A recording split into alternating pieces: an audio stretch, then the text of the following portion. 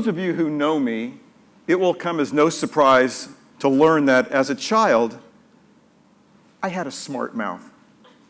And I really enjoyed my ability to make others laugh. Unfortunately, my mother was not a fan of my sharp tongue. One afternoon when I was 8, I said something inappropriate, causing my mother to warn me, if you talk like that one more time, I'm going to wash your mouth out with soap.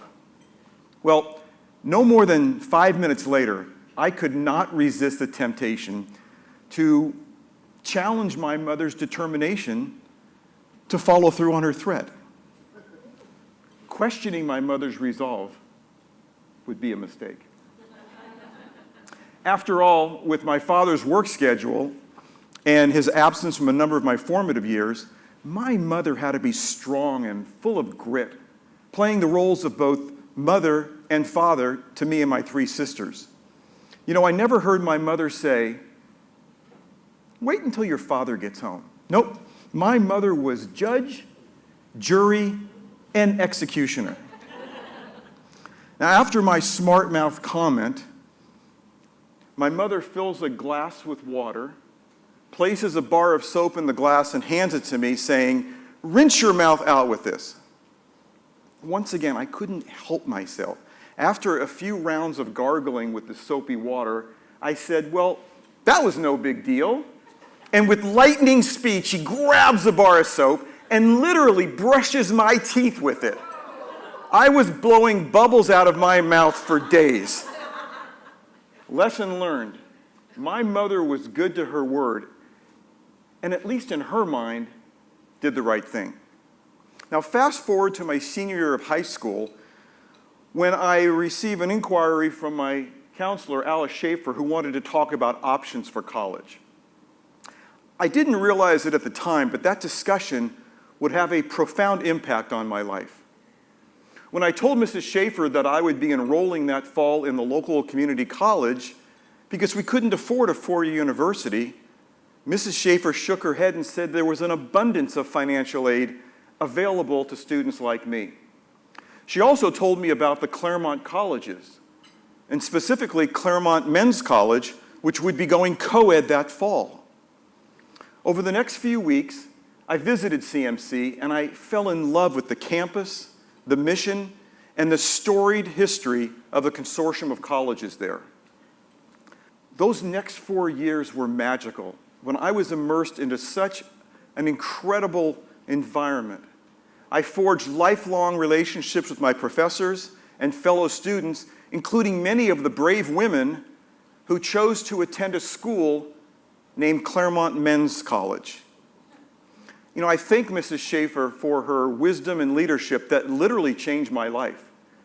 Without Mrs. Schaefer, I would never have had those wonderful Claremont experiences. And most importantly, I never would have met my North Star, Joanne, with whom I'll be celebrating 40 years of marriage this August.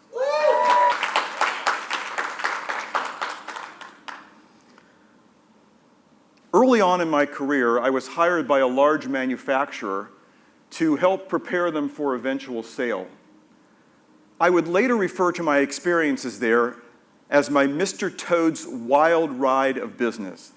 Having been exposed to so many unbelievable business issues, including assault, theft, drug dealing, construction without permits, and strong-arm business tactics. The owner of the company was wild, cavalier, and unpredictable.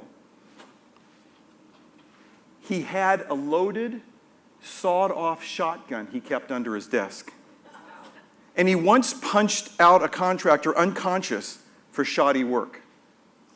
Nearly every morning, Joanne would beg me to not go into work for fear that something bad might happen to me.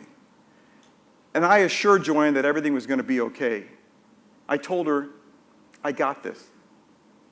Now, soon after I started working there, the owner came into my office and closed the door. Without saying a word, he reached into his pocket and handed me an envelope full of $100 bills. And when I asked him what this was for, he says, hey, we're in a cash business. You'll be getting these envelopes every once in a while. Well, I immediately felt irate and shocked, having never been in this situation before, yet for some reason, fully aware of what was going on. The owner was trying to buy me and put me in a compromised position that he could take advantage of at a later date. I closed up the envelope and I handed it back to him. And I sternly said, listen, I expect you to honor my contract. And if you want to pay me a bonus, put it in my paycheck. Well, he was flabbergasted and told me that I was the first person to ever turn down his envelopes. And I must tell you, rejecting the owner's bribe was not the easiest thing to do. But I knew I was doing the right thing. Following my mother's example of being good to your word, I completed my time commitment at the company and left immediately thereafter. Years later, I was running a company with my business partner who was famous for saying, give people a chance to do the right thing. You know, it was an excellent standard that he held others to, but didn't always follow it himself. Like when he decided to date one of our employees, which on the surface was fine, given that they were both single, but when he started to treat her preferentially and make the other employees feel uncomfortable, I told him the relationship was inappropriate, and I asked that he stop dating her. I was giving him a chance to do the right thing. And he did relent for a period of time. But then after about a month, when I learned that they resumed their dating and that he started making decisions that breached our fiduciary duty to our investors for the benefit of his girlfriend, I was unequivocal. I now knew that I had to do the right thing. I resigned that day. And I must tell you that leaving a good-paying job as CEO in 2009 in the midst of the Great Recession was not the easiest thing to do. The day I resigned, I contacted each of my 3 daughters to let them know what I had done.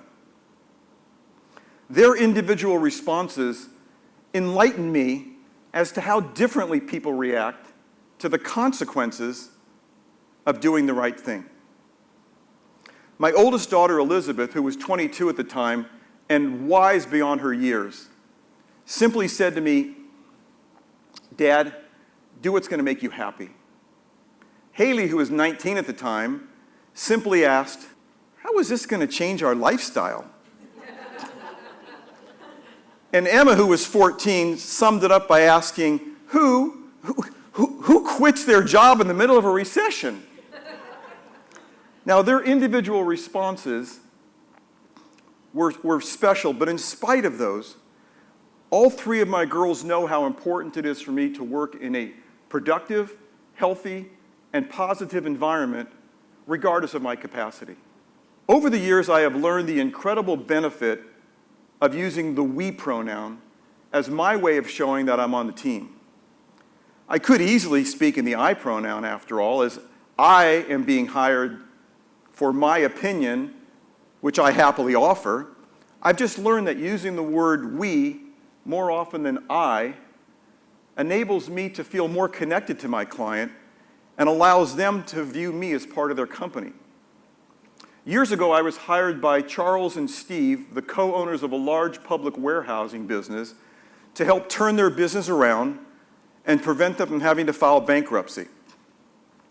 After careful analysis, I concluded that we needed to raise our rates with our top 20 customers, and I told them we must increase our prices. It's our only chance for survival.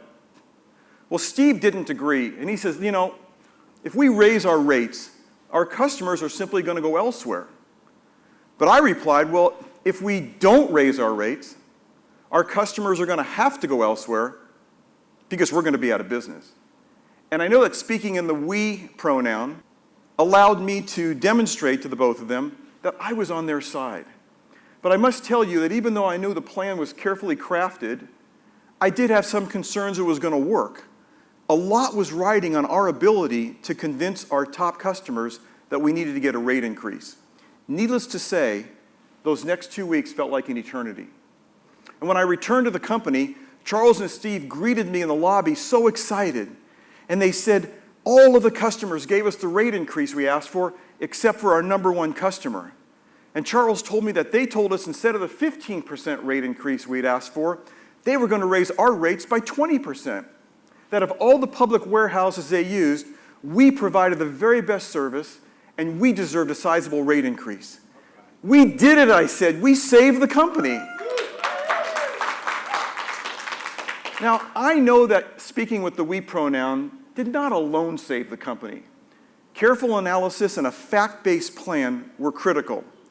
But I do know that being able to speak with the we pronoun enabled me to empower my client to ask for what they needed and for what they rightfully deserved. Now, throughout my career, I've been blessed with having a wide range of experiences and have worked on some very interesting projects.